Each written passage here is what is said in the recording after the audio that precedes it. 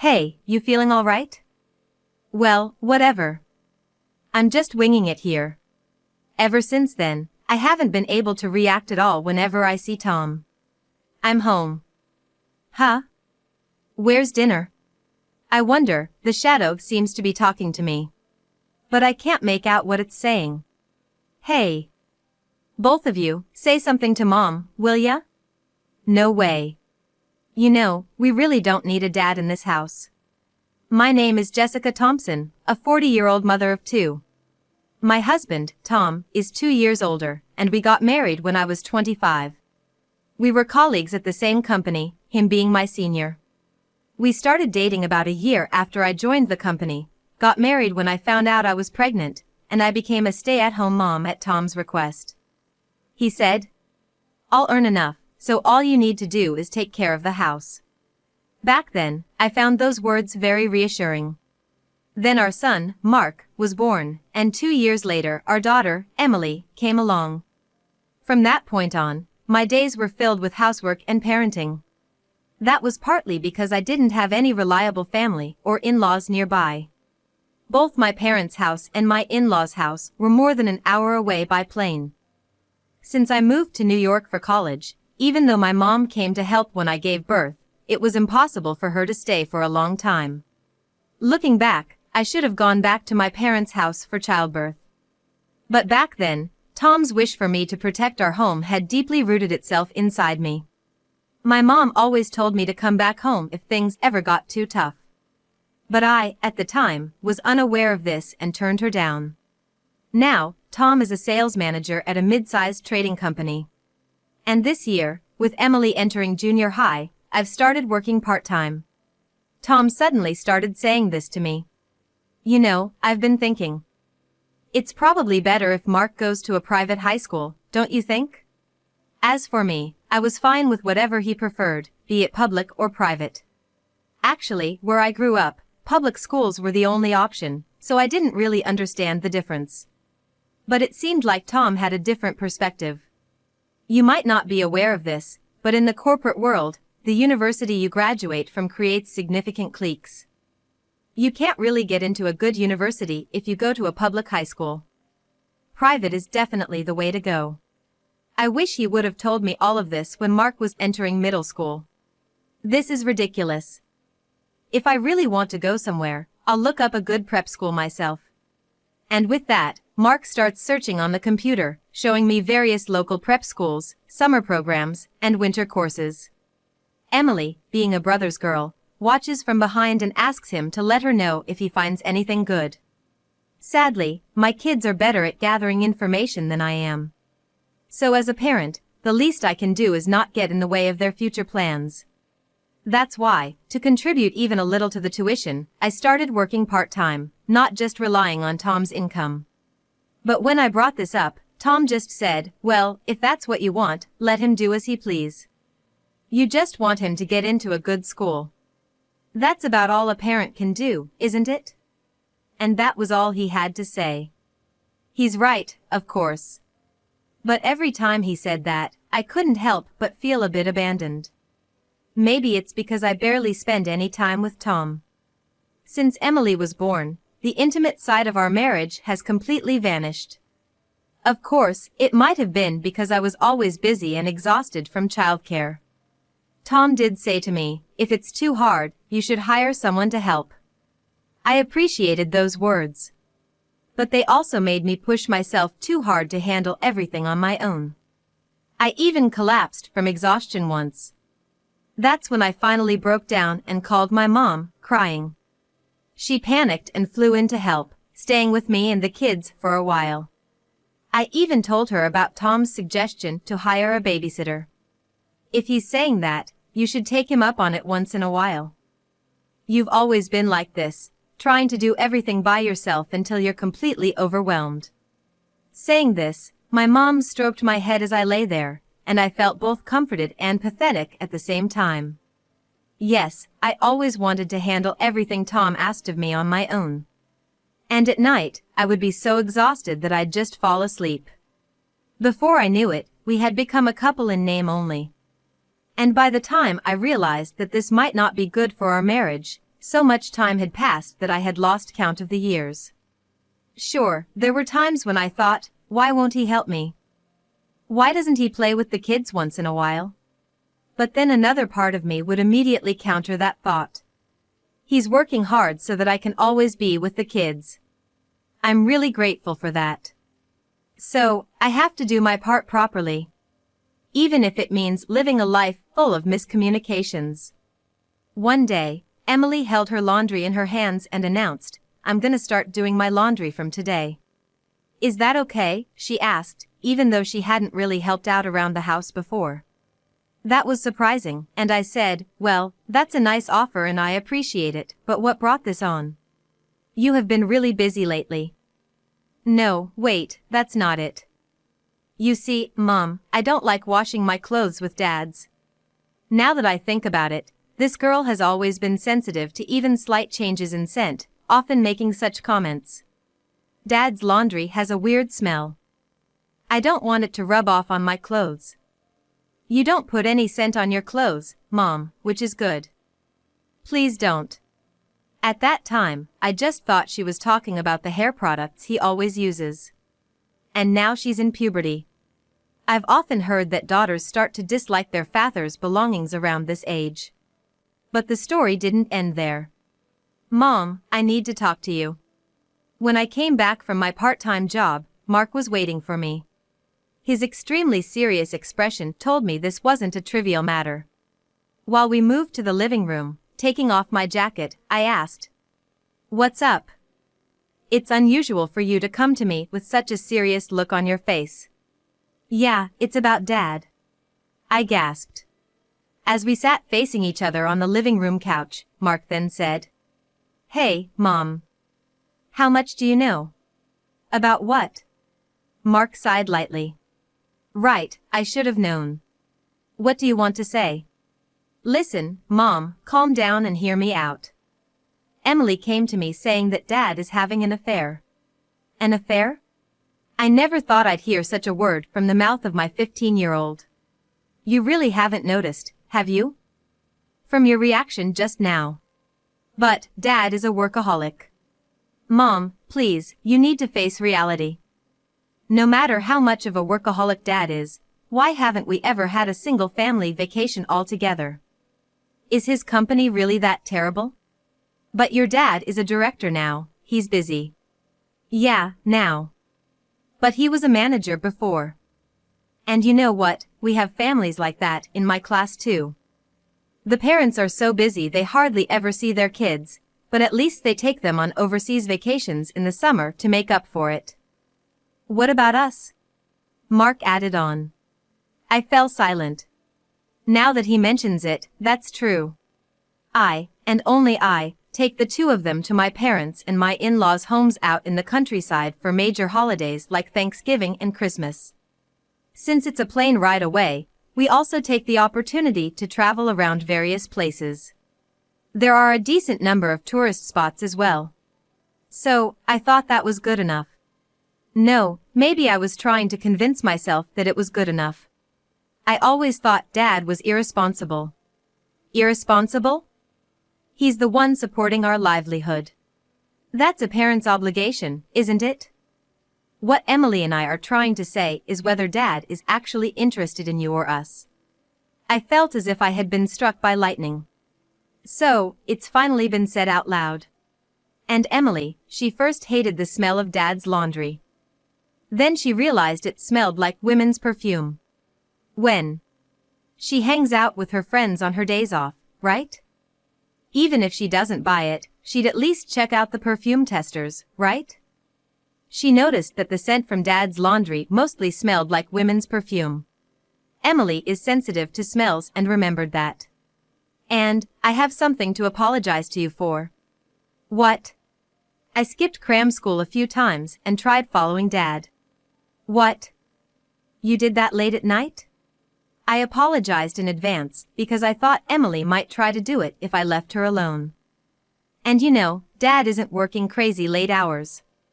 He doesn't leave exactly on time, but he left the office around 7 p.m. and there was a woman with him. They went straight to the downtown area together. I didn't have the guts to follow them any further on my own. Of course not, I exclaimed. Yeah, so that's all I can tell you. I'll apologize to you, Mom. I shook my head vigorously. You're not the one to blame here. But what comes next is a matter for adults. Yeah. But remember this, Emily and I are on your side, Mom. Actually, we haven't talked about it since then. But honestly, I had a sneaking suspicion myself. I just didn't want to admit it. So I pretended not to see. I believed that was the way to protect our family. But it was the children who couldn't take it anymore. This is not right. I can't keep making the kids feel bad because of my stubbornness. I made up my mind and hired a detective agency. It cost more than I expected.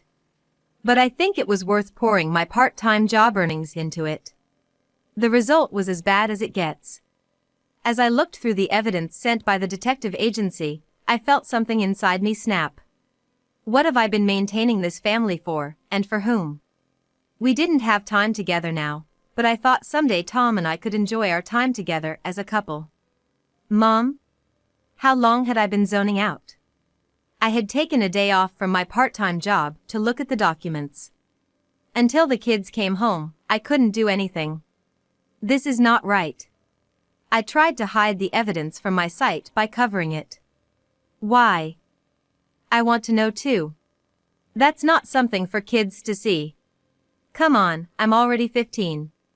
It doesn't matter. All right. Yes, this is absolutely not allowed. But what should I do from now on? I can't seem to settle my feelings. While I was thinking, Tom came back. Startled, I hid the envelope with the evidence in the kitchen cabinet. I'm home. When I saw him entering the room, I couldn't help but utter, huh? What is this? That's what I thought. Surely, that's Tom. My husband. But on the other hand, it's not right. It's not my husband. No, this thing is not even human to begin with. Then what is it? These thoughts whirled in my head, and my mind came to a conclusion. Oh, I see. This is something that shouldn't exist now. Hey, you feeling okay? Whatever, just do as you please. Ever since that moment, I couldn't react at all whenever I saw Tom. His figure gradually became blurrier, and he appeared nothing more than a vague shadow. So, most of what happened afterwards, I heard from Mark and Emily. Unconsciously, I started avoiding Tom's laundry in the basket. I was only preparing meals for 3, and it didn't become a big deal right away. After all, Tom rarely came home early. But one day, while the 3 of us were having dinner. I'm home. Huh? Where's my dinner? Hey, you two, say something to Mom for me. No way.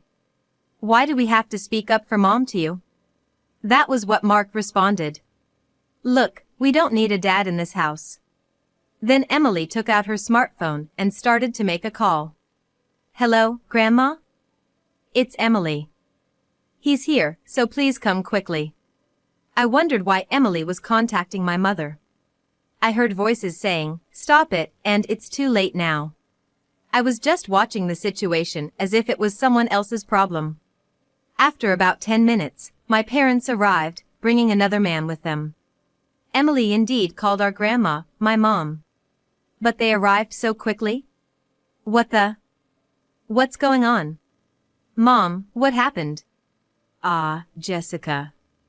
You've become so frail. My mom hugged me tightly. My dad approached the kids, put his arms around their shoulders, and patted them gently. Grandpa. There, you've done well. We'll take care of everything from here, so go to your rooms. No, I want to say what I have to say to Dad, who pushed Mom to this point, with my own mouth. He pushed me to this point? Hey, Mom. Do you realize what state you're in right now? We had to call Grandpa and Grandma. We told them Mom's broken. Broken? What does that mean? Look, Dad. Mom doesn't think of you as her husband anymore. Huh? Hey Mark, what the hell are you talking about? Hey, Jessica? My dad gently asked me. How many servings did you make for dinner today? What are you talking about? There are 3 of us, so I made dinner for 3. Oh, but Dad, haven't you eaten yet? That's terrible, I need to make something right away.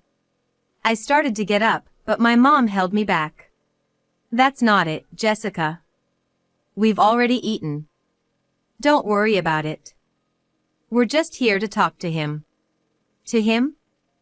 I looked in the direction my mom was pointing. A blurry, gray shadow was swaying back and forth. The kids sent this to us. What? My dad was fluttering an unfamiliar envelope in front of me. A detective agency. Oh, so you've forgotten that too. My mom's lament sounded painful. But I couldn't understand why she looked like she was about to cry. That over there is your husband, Tom. What? The shadow stopped moving. What do you mean, Jessica? The shadow seemed to be saying something to me. But even though the words reached my ears, they didn't make any sense in my mind. That's what I've been saying. It's your fault that Mom's broken. She can't even recognize you. What? You've got to be kidding. Hey, Jessica. You know who I am, right? Hey? I felt a sudden grip on my collar, as if the shadow had grabbed me.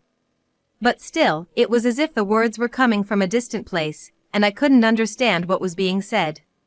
That's not gonna work, Dad. Take a good look into Mom's eyes. Let go of Jessica's hand, Tom. My dad pulled me away from the shadows. Then, both of my parents started furiously shouting towards the shadows. Mom, you might not understand what I'm saying right now, but... Mark actually grabbed both of my hands and looked straight into my eyes. We noticed that something was off with you, Mom, so we contacted Grandpa and Grandma. My behavior? Yeah, Mom. It's like you can't see Dad, because you can't stand the fact that this guy is cheating on you. That's not true. Mark, your dad has already passed away, you know. What? Such an absurd voice came from the shadows. Seeing my expression at that moment, Mark seemed like he was about to cry. You understand now, don't you, Dad? That's what's happening. The shadow slowly sank into the ground. During that time, Emily seemed to have prepared a tablet and connected it somewhere. Grandpa, can you see us? Oh, are you okay now, Emily? The voice was my father-in-law's. Grandpa, we are ready. Oh, Mr. Thompson, it's been a while. Same here, Mr. Smith. I really wanted to head your way and meet up, but unfortunately, my wife took ill. I'm so sorry to hear that. Your wife was very fond of Tom. She was indeed overly devoted to our son. Hey, Tom. A voice loud enough to crackle came from the tablet. What is it, Dad? I've got your share of the evidence copied over here. It must have been a shock for Jessica. Dad, even you. Enough, it's been years since you visited us for the holidays. The only reason I haven't said anything is because Jessica always defended you. I never asked her to do that. Still talking back?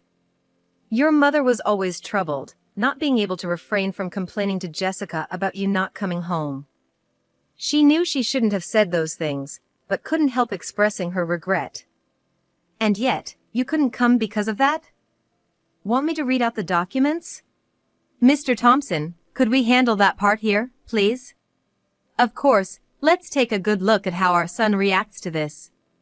Well, let me say this. You've been in an unmistakably close relationship with your coworker, Marie Young, for 10 years, causing rumors around the office. Since you kept telling Jessica to stay home as much as possible, she hardly talked to her old colleagues, while you were having quite a time cheating. You even went on overseas vacations in the summer, not showing your face here for the holidays in these 10 years. And Ms. Young believes you two will get married. She started dating you when she was 25, and now she's already 35. She's at fault too. But when it comes down to it, she's ready to pay alimony in case of your divorce. And what about you? You've wasted the best 10 years of her life for marriage. Whoa, I didn't get that part of the story over here. So it has come to that, huh? Hey, Tom. There seemed to be a slight tremble in the shadow. Tom, just sign the divorce papers that Mr. Smith's lawyer has prepared right away. And as for driving Jessica to this point, you and Ms. Young are going to pay damages. Don't even think about skimping. Dad, please, I'm begging you. Help me out. I refuse. Listen, Tom, the moment we went through those documents, your mother collapsed and has been hospitalized ever since. Whose fault do you think that is? Mom is. I'd like to give you a piece of my mind right now. You've been cheating for 10 years. How dare you show your face and say that to me? Your mother is in her hospital bed, crying every day, regretting how she brought you up. But, Dad, you're my parent. Shouldn't you be helping me? At your age, most people are starting to think about taking care of their parents, and here you are, talking like a spoiled brat. Don't worry, we won't be a burden to you. We are cutting ties with you. That's just. Oh, and by the way, it's a good thing you are an only child. The inheritance we were going to leave you, we will give it all to Mark and Emily. Dad, please don't say that. Help me out. Enough. I'm hanging up now. Mr. Smith, I leave the rest to you. Ms. Young is at fault, but she seems to be more deceived by this guy than anything. But I'll leave that to your discretion. Do whatever you see fit with the two of them. Very well. We'll handle this thoroughly. And don't worry, we won't cause any physical harm. The image and sound from the tablet cut off. Now, let's discuss the divorce. The man who came with her seemed to be a lawyer. Making his way to the front. So, Jessica, you wish to proceed with the divorce? A divorce? We are a family of 3. Yes, but we need you to officially sign here to proceed. Right. Even if the husband is gone, I guess I still need to file the paperwork. Gone? That's when I truly realized, sorting out my thoughts later, that I actually believed he was gone at that moment. My husband was gone, and he was no longer here. I couldn't pinpoint when it happened, but as time went by, in my mind, Tom's affairs and constant absence were replaced with the idea that he had died. That's why, even though he was right in front of me, I couldn't perceive him as a living person. He was just a vague shadow. Of course, this became clear after receiving counseling later on. So, even though there were contradictions in the fact that I was able to live this life, I couldn't notice them. All I kept thinking was that I wanted to protect the life I had with my 2 children, Mark and Emily. That was all. As for not calling Ms. Young to this meeting, it was a decision made after discussions between my parents and my in-laws. Showing the kids their father's affair partner in the flesh was just too much. Especially for Emily. So, Ms. Young had a one-on-one conversation with a lawyer. It seems like she had made up her mind because she apologized repeatedly. I didn't think it was okay. Even if he kept saying we would get married someday, 10 years is just too long. Still, I was clinging on to a sliver of hope.